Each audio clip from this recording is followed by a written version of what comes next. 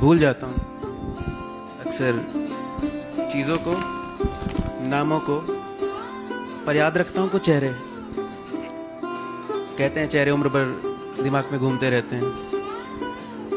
अनुराग भैया ने जैसा बताया, कुछ खास तो नहीं लिखता, पर एक कविता कहूँ, एक ख्याल कहूँ या कुछ जज्बात कहूँ, बीती शाम लिखे थे, आज आप सभी के सामने हैं। कि अपने आंगन की दहलीज पर पहुंचते ही मैं रुका, मुड़ा, बस उस और इस उम्मीद से देखने को कि शायद कोई आहट हो और ये भ्रम टूट जाए। कि अपने आंगन की दहलीज पर पहुंचते ही मैं रुका, मुड़ा उस और बस एक उम्मीद को देखने को कि शायद कोई आहट हो और ये भ्रम टूट जाए। पर काल के गर्त में समाये लोग कहाँ वापस आते हैं? पर काल के गर्त में समाये लोग कहाँ वापस आते हैं? नहीं, यह केवल भ्रम मात्र नहीं था। गहरी शून्यता के साथ पैरों में अजीब सी कंपन थी। गुजरते हर क्षण के साथ दहलीज और ऊंची होती जा रही थी। खाकी सूत का झोला जो अब तक मेरे कांधे ने संभाला था, मुझे जमीन की ओर खींचे जा रहा था। जैसे आज बो दिया जाऊंगा उन्हीं परछाइयों के साथ जिनसे अब तक भागा, इसी आंगन में। अब जले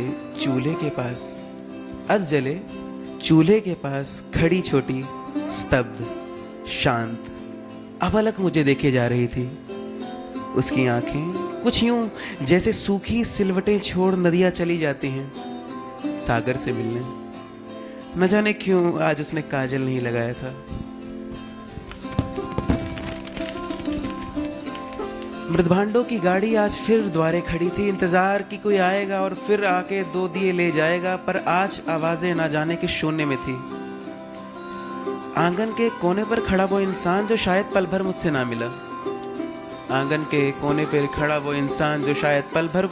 मिला। मुझे कुछ अपना सा लग रहा था। उसका सूती कुर्ता बहुत मैला लग रहा था। उनके माथे का तिलक मिटता जा रहा था। मुझे ये सब बिल्कुल नहीं भा रहा था। ना जाने क्यों आज वो कंधे बहुत बेजान से लगा कि मैं थामूं उन हाथों को, लगा कि मैं संभालूं उनके जज्बातों को। शायद दूरी की दीवार आज तोड़ी जा सकती थी।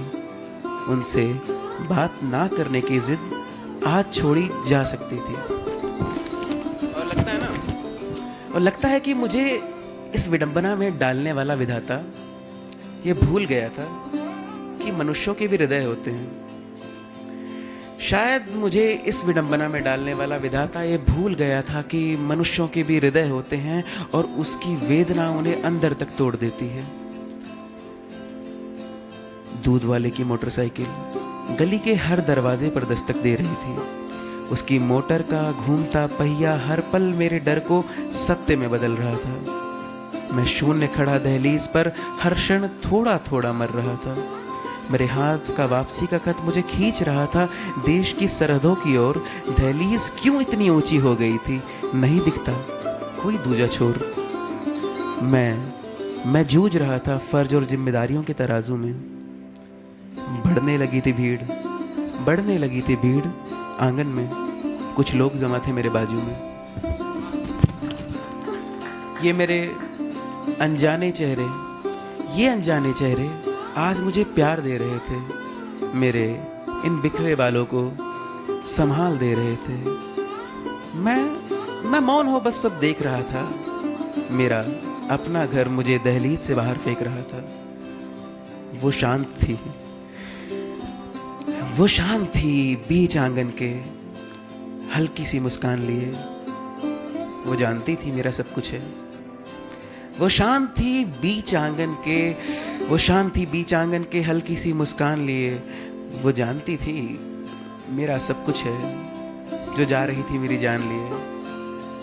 है सब अब पास मेरे, घर भी वही है सब अब पास मेरे, घर भी वही है। मैं डरता हूँ जाने से, क्योंकि माँ अब नहीं है।